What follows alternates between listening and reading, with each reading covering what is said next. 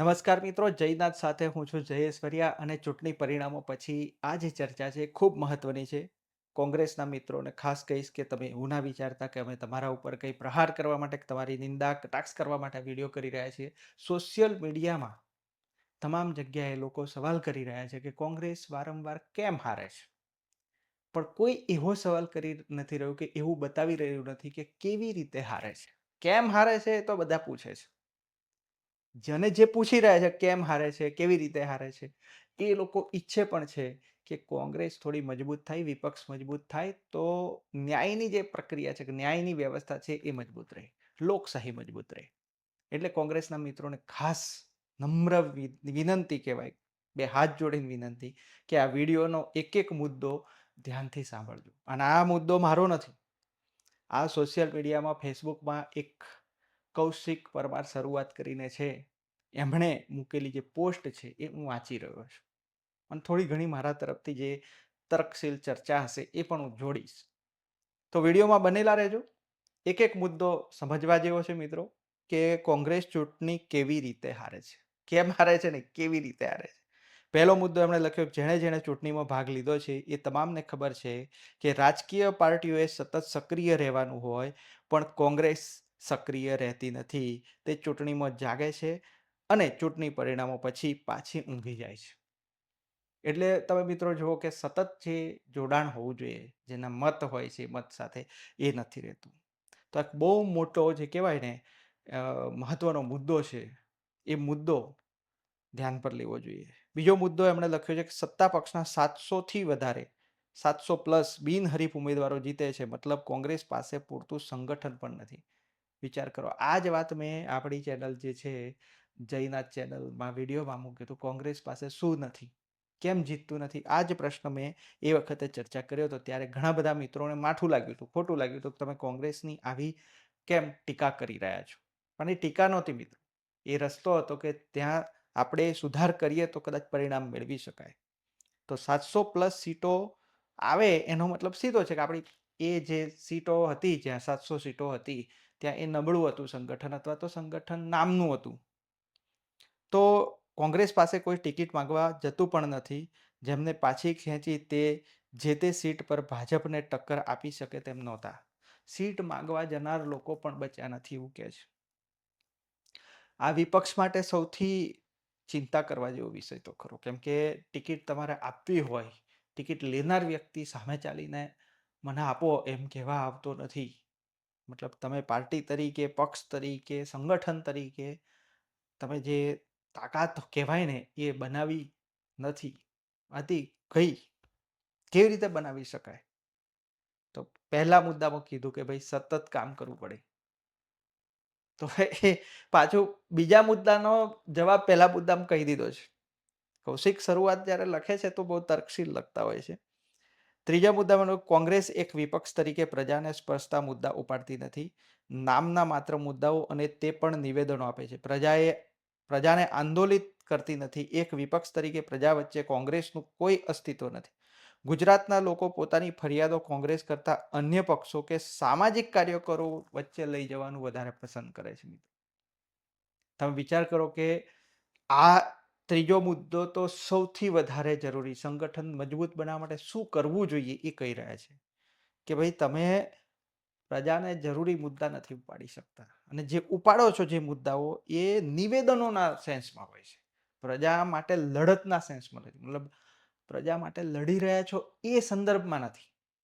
અને હવે આમાં કોંગ્રેસની અંદર રહેલા એક બે નેતાઓ જે લડી રહ્યા હોય, તો એમને બાદ કરીને આ વાત સર્વાંશે વાત ચાલી રહી છે. કોઈ એક બે નેતાઓની વાત નથી કે ભાઈ હું તો મારા તરફથી કહીશ કે એક બે નામને તમે બાદ કરો તો કોઈ જ બોલી રહ્યું નથી, કોઈ જ લડી રહ્યું, જમીન પર કોઈ દેખાતું નથી એમ.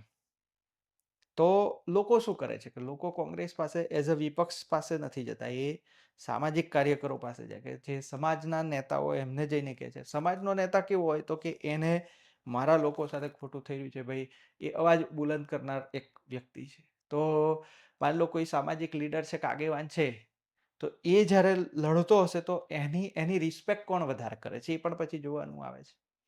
કેમ કે એને તો સ્વાર્થ એ હોય છે કે ભાઈ એમના સમુદાયના લોકોનું જે ખોટું થઈ રહ્યું, એના હક અધિકાર ખતમ થઈ રહ્યા હોય, એના પ્રત્યે પક્ષમાંથી ન્યાય મળે કે વિપક્ષમાંથી. હમણાં જ્યારે યુજીસી બિલ આવ્યું તો લોકોએ ઘણાએ વખાણ કર્યો અને પાછું ગયું તો નિંદાય કરી. તો સામાજિક લીડરને શું હોય છે કે ભાઈ એનું એનું પોતાનું એક હોય છે કે સમાજ માટે એમનું એક હોય છે કમિટમેન્ટ. તો લોકો પછી ત્યાં જાય છે, એવા વ્યક્તિ પાસે જાય છે કે જે એનો અવાજ બની શકે. કોંગ્રેસની કોર વોટ ગણાતા જે ઓબીસી, એસસી, એસટી અને માઇનોરિટીના જે પ્રશ્નો છે, જે અવાજ ઉઠાવવામાં કોંગ્રેસ સદંતર નિષ્ફળ છે. અને એના કારણે જે આ 4 પછાત વંચિત સમાજના લોકો આજે કોઈના પ્રોટેક્શન સહારા વગરના થઈ ગયા છે, જેનો લાભ અન્ય પાર્ટીઓ લઈ લે છે. આ એક બહુ મહત્વની વાત છે મિત્રો, જે આગળ કરી ત્રીજા મુદ્દામાં જે વાત આવી સામાજિક આગેવાનોની, તો એ પોતે પણ એવું ફીલ કરી રહ્યા છે કે હવે કોના સહારે, કેમ કે એમની સાથે કંઈક ખોટું અન્યાય કે શોષણની ઘટના બને છે ત્યારે ઘણીવાર તો મેં જોયું છે કે જિગ્નેશ મેવાણી જેવો ખૂબ મુખર અવાજે બોલતા હોય છે અને બેખોફ લડતા હોય છે. એક બુલંદ અવાજ કહેવાય કોંગ્રેસ પક્ષમાંથી, પાર્ટીમાંથી. તો એ જ્યારે બોલતા હોય છે ત્યારે ઘણા એમના વિડીયોમાં પણ આ એક એમણે ખુદ ફરિયાદ કરેલી, ભાઈ કોંગ્રેસે ધ્યાન પર લેવી જોઈએ એમ.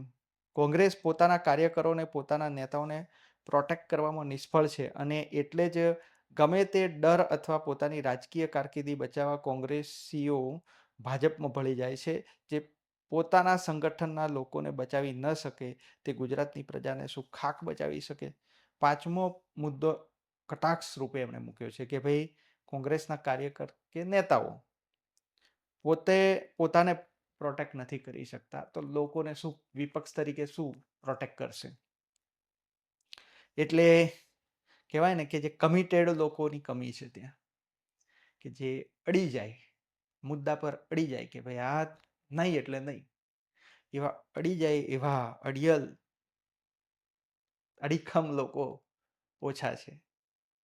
અને જે છે એમની પાસે કેટલો પાવર, સત્તા છે એ કોંગ્રેસના જે અંદરના રાજકારણને ખબર, અમે તો નથી જાણતા, પણ લોકોને આ ખબર પડવા લાગી છે. આ મારા પ્રશ્નો નથી, સોશિયલ મીડિયામાં મૂકેલા ચર્ચાયેલા પ્રશ્નો છે, જેમાં કૌશિક શરૂઆત એને વ્યવસ્થિત રીતે મૂક્યા છે. એટલે મને થયું કે ચાલો આ વિડીયોના માધ્યમે આપણે પહોંચાડીએ, જેથી કરીને કદાચ વિપક્ષના ધ્યાન પર આવે અને એ મજબૂત થાય, લોકશાહી મજબૂત થાય.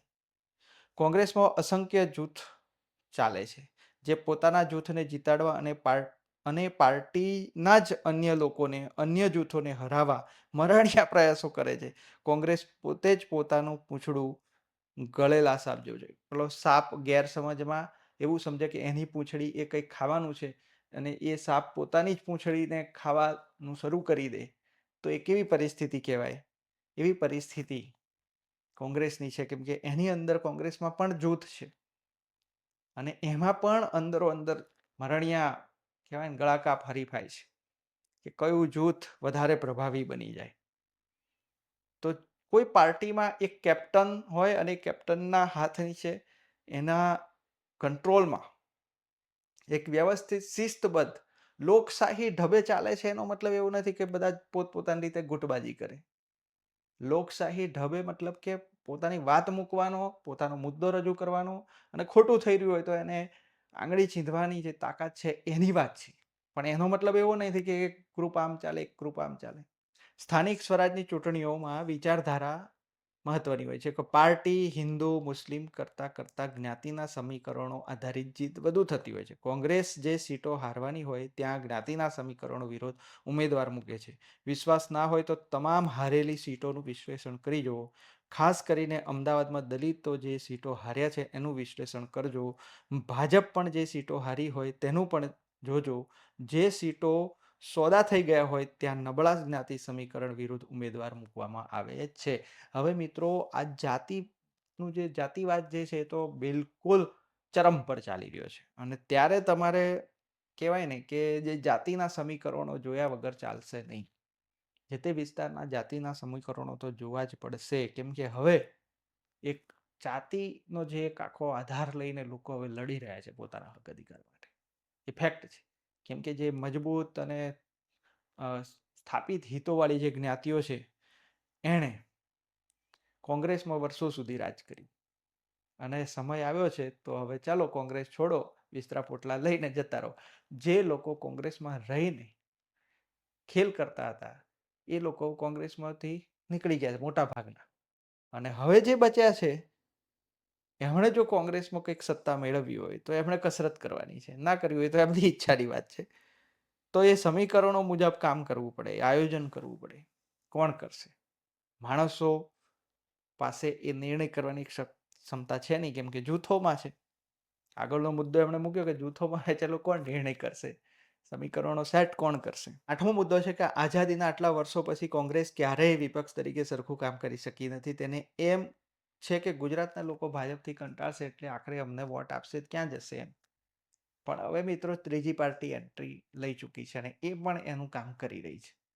ત્યારે હવે આ મુદ્દા પર તો એમને વધારે ચિંતા કરવાની જરૂર છે કે કોઈ કંટાળીને વોટ આપશે એવું હવે મને નથી લાગતું કે બનશે. આટલા બનવાનું હતું આટલા વર્ષોમાં બની ગયું હોય. અને એકવાર બન્યું પણ, વિધાનસભામાં પરિણામ પણ સારું એવું આવ્યું હતું. પણ એ પછી જે ફાયદો લેવાનો, સતત સંપર્ક બનાવવાનો, એ ના રાખી શક્યા. પહેલો મુદ્દો.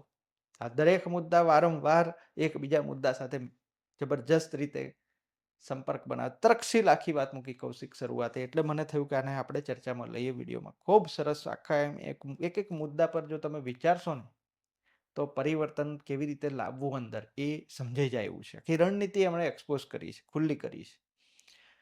9મો મુદ્દો, જ્યાં સુધી ગુજરાતના લોકો કોંગ્રેસ કરશે ત્યાં સુધી ભાજપ જીતતી રહેશે. ભાજપથી મુક્ત થવા ગુજરાતને પોતાની સ્થાનિક પાર્ટીઓ જોઈશે, સ્થાનિક નેતાઓ જોઈશે. જે રાજ્યમાં સ્થાનિક પાર્ટીઓ છે તે રાજ્યમાં વિપક્ષ જીવતો છે.